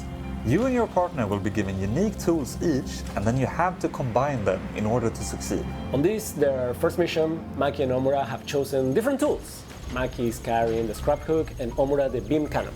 So here, I need to use the beam cannon in order to keep this drone charged, otherwise it will explode. Alright, wait there. I need to clear the path. Here we go. Nice. And Chibi's powered up. Okay, whenever you're ready. Hold on. Other side, other side. And we're going. Oh my god. Woo. Yes, oh my god. Ready when you are. Ready. Okay. Oh, the robot's name is Chibi. Five. Ah! Blow up. Okay. 7. 7. 7 is 5. Nice. And 9. And let's keep it. I cannot say 9. My god, wait. Yeah. 13. No. Missed 14, it. 14. Okay, there we go. And we're sorry. We've filled orbitals with varied gameplay. Every single scenario is unique. Let's take a look at this one, which requires both of us to steer a hoverboard through the core of an asteroid. Let's go. Hey, push. Okay, left. Hi. Oh my god, too much left. Too much. That's okay. Left. Alright. Nice. Okay. Middle. No, stop running around. Which way? Left. Doing good. Right. Oh my god, you stressed me out. I don't do anything. Okay, we're going left or right? Right. Let's do right. Come right then. Oh my god. Calculated, collected.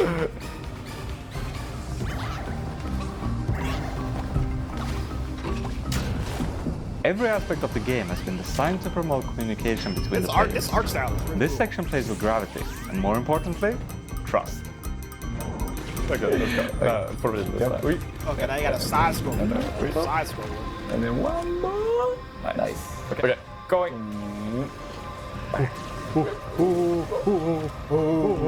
Catch me. And I mean, we did it. We did it. That counts. Yeah.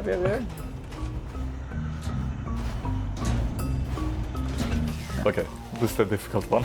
Okay, hold on. Let me struggle. Okay, sorry. Wait. And let's go. Yep. Oh my god. We can keep. This has got to fucking stand there. Okay, they can move a little bit. Okay, let's go down. I'm gonna go down. And then, actually, I'm gonna go up. But what about? No, actually, I'm gonna go down. Let's go. No. Wait. Yeah, let's go. We can go. Don't go. Go. I mean, that's changing your mind. Go. This is actually go. Okay, just wait. Don't stay. There we go. Nice, we did it. High five. We hope you enjoyed that sneak peek of Orbitals, but that's just a little bit of what the game has to offer. Please look forward to Orbitals coming out later this year. I said from the jump, when they first announced it, like, this shit looks pretty damn cool. I'm glad they're doing these. We need more games like this. Fucking Haze-like co-op games and shit. Oh, what is this? This is the Street Fighter 6 Ingrid trailer for the DLC Street Fighter 6 Year 3 Ingrid, returning for the first time since her appearance in Street Fighter Alpha 3 Max. Maxwell.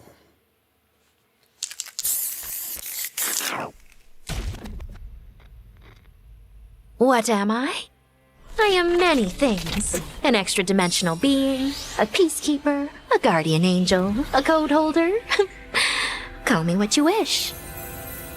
It's me, Ingrid! Greetings! Round 1. Fight!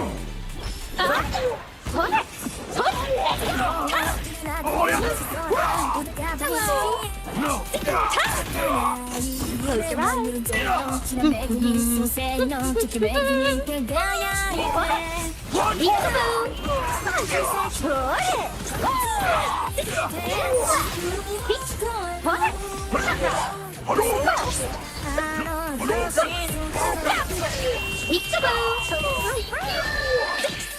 Sunshine!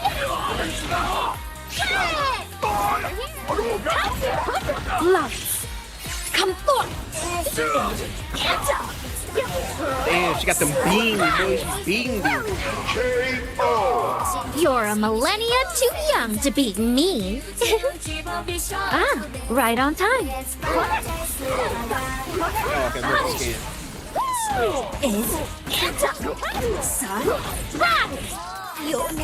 Over here. Sorry. Put that nigga in it. Put that nigga in the egg.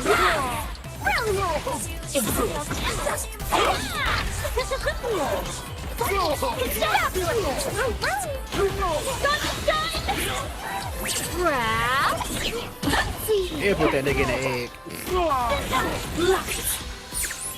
Penetrate!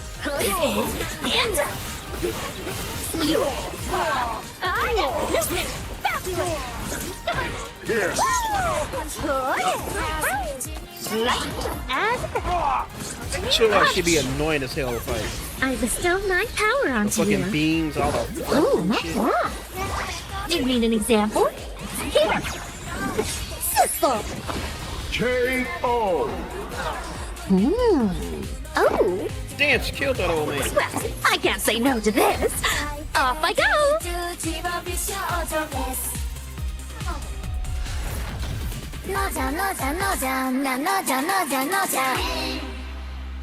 I forgot I have an urgent matter. You, babysit this one for a while. Come on! The hell? On sale now. Street Fighter 6. Alright, up next we got Tides of Tomorrow, the launch trailer. I forgot this game. You're still alive! Me and Plastic, we're old friends. I'll be dead soon anyway. I'm sorry. We killed the world. We created this problem. We cannot fix it. But you Tidewalkers are a light of hope. There isn't enough for everyone.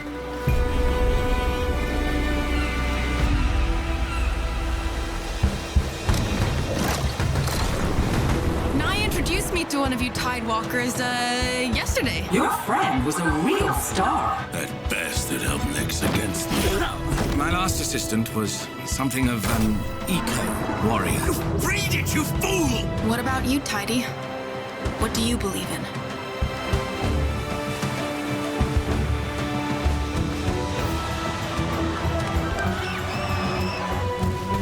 Ayla, I want you to learn. If you kill the world for me, I'll never forgive you. You'll die for this. Mind your head! Shit, no! Effort! Believe and you will be saved! This is utter madness! Come back to us!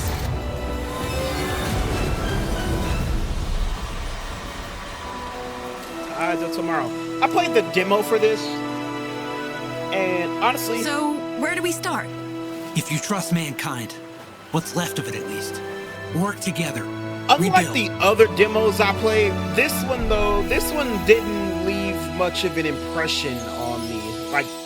Like you know, like Pragmata or Date Everything or Eternal Life of Gold, man. I kind of played this one. I was like, oh, okay. The thing I was the most interested in is how does this whole thing go with like other players' choices and how that affects the world.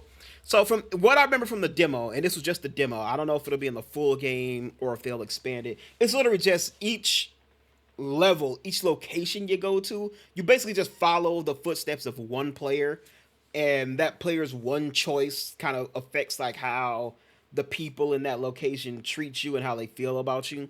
I thought it was more of like I thought it was more of like multiple players on, I guess, multiple players exist on like one server or something.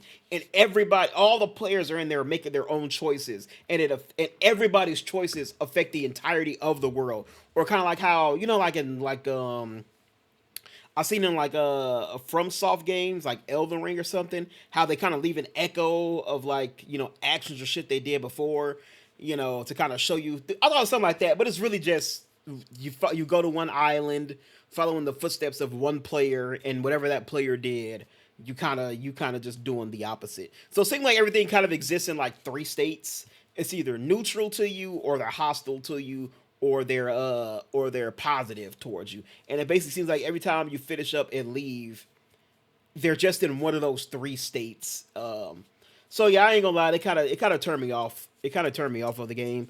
So maybe this would be like a Steam sale game, and I get it later on in its life. But for right now, after that demo, it kind of fell off the list for me. Got replaced by Pragmata on there. So unless I see like some just crazy stellar reviews of this game, like on the level of like Pragmata or Resident Evil, I'll probably just wait till a Steam sale or something. All right, next up. All right, one of our lengthy ones. This is the Metro 2039 reveal trailer.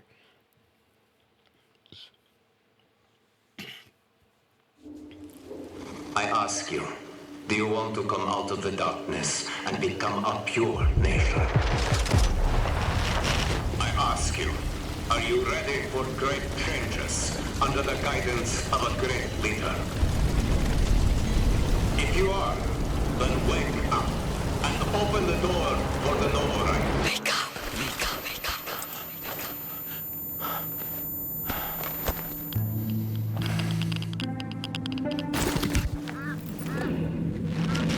Wake up. Wake up to a pure nation, clean air, bright future.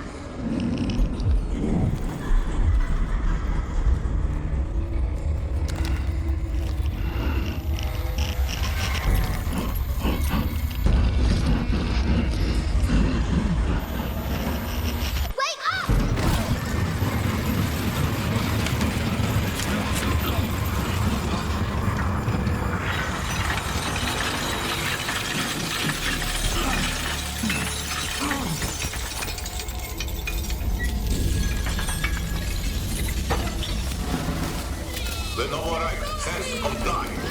The people say aye.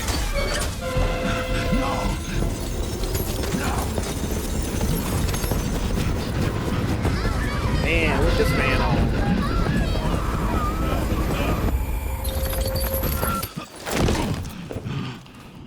Fear not the enemy's threats, for the Führer hunter protects you. Where are they taking them? Can you hear me? They do. We hear everything. But you don't let them speak. No. It's not about me. I won't ask again. It's all about you.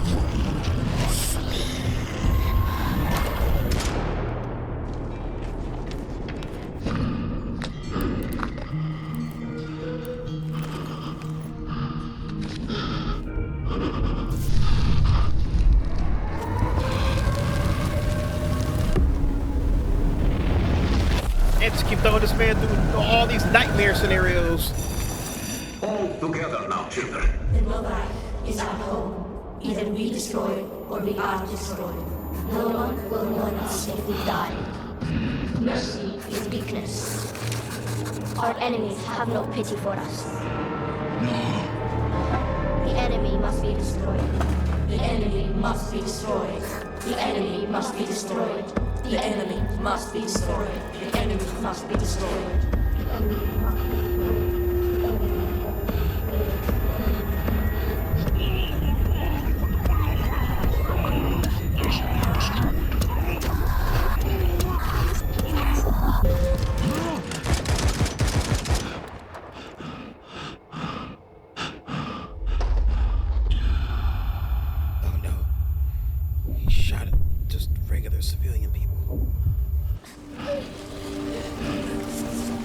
How old are you? I was right. Oh, he was a kid.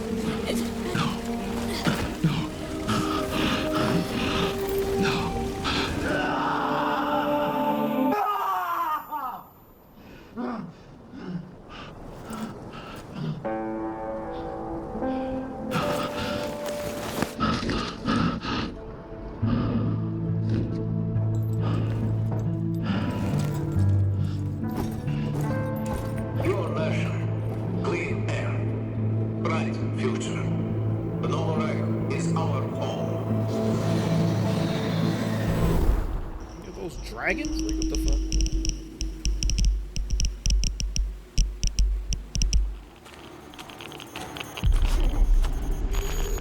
Okay, I got some extra gameplay here.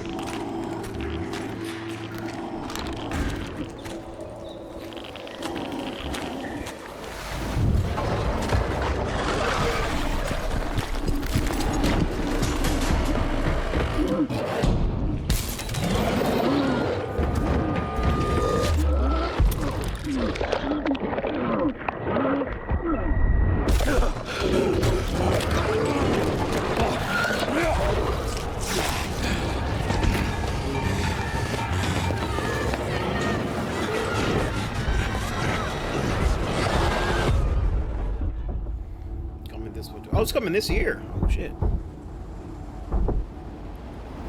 Metro 2039. Metro 2039 takes you to the dark heart of the Moscow Metro, where the last survivors of the nuclear apocalypse cling to existence in the tunnels and subways of the ruined city. Hope is lost. The future looks bleak, if there is one. I've never played any of the Metro games. I've heard good things, though. I have heard good things about Metro. The year is 2039. For a quarter century, the last survivors of nuclear war have been locked in bitter conflict deep in the Metro tunnels beneath the poison city of Moscow. Now, finally, they have been united under a single leader. Single leader. The fanatical Spartan known as Hunter. But there is no peace. Hunter Novareik's regime rules through propaganda and fear, subjugating the population in the name of a new war for the surface against a dark, terrifying enemy. In the wilderness beyond the city, the reclusive stranger is haunted by violent waking nightmares. When the ghosts of his past force him out of exile, he must undertake a harrowing journey into the shattered ruins of Moscow, to the one place he swore he'd never go, the Metro. I've never played the Metro games. I know there's a couple of them. There was, 20 something, Metro 20 something, and Metro Last Light. So is this the third one? I've never played any of them. I've heard good things though, but I never played any of them. So we might have to change that. It said it's coming this winter, so we might have to change that. All right, and finally we got the Assassin's Creed Resynched overview. The review. For the watchers of 0.5, this shit. Hello, pirates. Matt Ryan here, the voice of Edward Kenway. And this is Assassin's Creed Black Flag Resynched. 13 years after the original, this remake brings the classic game back to life, rebuilt from the ground up with the latest Anvil engine to deliver the most thrilling pirate adventure. All right, let's set sail. Dash my buttons. Your life seems a grand one, if I may say. So full of adventure. You play as Captain Edward Kenway, a rebellious scoundrel eager to make a name for himself in the pursuit of glory, freedom, and a search for a better life. He wishes Seen your face king before. of the pirates. Use mates with them pirates down in Nassau. Shut your bloody gob or I'll fill it with shot, you hear me? Edward, is it? After crossing paths with the Assassins and Templars, Edward is drawn into their centuries-old conflict with secret locations and legendary treasures at stake. Along the way, he joins forces with infamous pirates such as Anne Bonny, Charles Vane, and Blackbeard. With them, he helps establish a short-lived, lawless republic following the pirate code and defying empires built on cruelty and greed. Together, in their search for freedom, power, and riches, they'll fight across a treacherous tropical paradise, from dangerous waters to dense jungles, untamed lands, and bustling historical cities. From the grandeur of Havana, the thriving and wealthy jewel of the Caribbean ruled by Templars, to Kingston's bustling trade hub, and Nassau, the beating heart of the pirate republic. Each city offers a distinct atmosphere shaped by opportunities and conflicts. The Caribbean world reaches a new level of immersion and realism, powered by high-resolution textures, enhanced lighting, strikingly detailed environments, and a new dynamic weather system. Even underwater exploration is more expansive, more beautiful, and more perilous than ever before. With seamless access to cities and locations, the world feels truly alive. Ship's docked! Creating the perfect backdrop for a life on the edge, where freedom is earned and danger is never far away. Time to draw swords, lads! The combat system has been entirely reworked into an action-oriented experience. While wielding dual swords, pistols, and hidden blades, every move now plays a specific role with faster, more fluid attacks and combos. Okay, he got the get over Land a perfect here. parry to open up your target for an instant kill, then follow with up to 4 chained takedowns. Use walls, ledges, and breakables to your advantage. Keep track of your opponents and use all your tools to level the playing field. But fight recklessly, and you will be punished. Whether you're on the hunt or on the run, mastering your environment is key. As you navigate through cities and jungles, you'll experience smooth and improved iconic parkour moves. From free jumps. Can't lie, that's so fake. You know damn well you can't make a run that damn smooth. That nigga gonna jump off to the right at any given moment when you don't want him to. These options offer a range of reactive movements, giving you tighter control, resulting in greater speed and deadlier assassinations. Being a pirate assassin often calls for a subtle approach. With Resynched and its enriched stealth system, you can now crouch freely as part of your toolkit to approach targets. You couldn't just crouch before? Tailing and eavesdropping missions have also been revamped. In the original game, getting discovered meant instant desynchronization. Yes, this was a pretty big pain point, we remember. Now, the action continues. Your objectives remain, but your target will react, and you must adapt accordingly. All these new interactions offer multiple ways to succeed and progress in your missions. Of course, this wouldn't be a real pirate adventure without a ship. Jackdaw. You named your brig after a poxy bird. The Jackdaw. What a beauty. Set sail and freely roam the Caribbean. Now equipped with even more firepower, the Jackdaw can conquer the high seas like never before.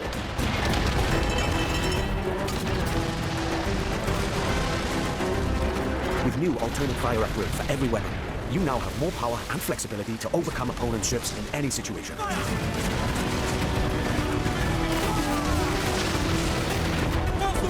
I did always find it funny how they took that one section from Assassin's Creed 3 and it was like, hey, and the next one, people love this one so much. Let's just make that the identity of the whole next one. To reinforce your crew, 3 brand new officers make their entrance. Lucy Baldwin, the Padre, and Deadman Smith.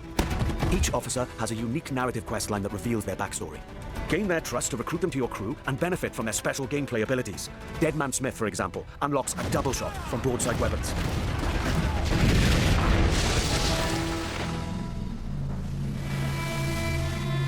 Explore the Caribbean alongside your crewmates and trusty pet. That's right, you can now find a cat or monkey for the Jackdaw. Engage and plunder other vessels. Oh, sure, I could be Jeffrey Rush from Pirates of the Caribbean for real. Waves. Or just soak up the sun, regaled by shanties new and old. For the voyage is long and the winds don't blow, and it's time for us to leave away. Assassin's Creed Black Flag Resynched offers a deeper, more immersive adventure that remains faithful to what players love, while enriching the experience with enhanced gameplay features and fresh quests and storylines, including ones for the officers you met earlier and, just between you and me, new narrative arcs involving our old friends, Blackbeard and Steed. Defy empires and relive the era's explosive events amidst the ancient war between assassins and Templars in the ultimate pirate fantasy. Gold, infamy, and adventure await. It's time to raise the Black Flag. So there's even some new shit in this one, new storylines and stuff with that. All right, and there you are, Assassin's Creed Black Flag Resynched. That's the whole scoop on it. That's the whole lowdown. So there it is. That means that is the end of this episode of News Drop. As always, thank you all so much for watching. I very much appreciate it. Let me know about some things you think down below. Were you excited for this Assassin's Creed Resynched? Have you played Pragmata? Have you seen anything from it? What do you think? Do you think it deserves to cross 1 million? What do you think about Expedition 33 winning yet another game of the year? More Ubisoft slander is always welcome around here. It's always appreciated. Are you getting down on that Final Fantasy 14 expansion? Let me know down in the comments below. But as always, everybody, thank you all so much for watching. I very much appreciate it. Always remember to always stay watching, stay playing, stay awesome, and most importantly, stay safe out there. Until next time, everybody, I will see you all later. Deuces.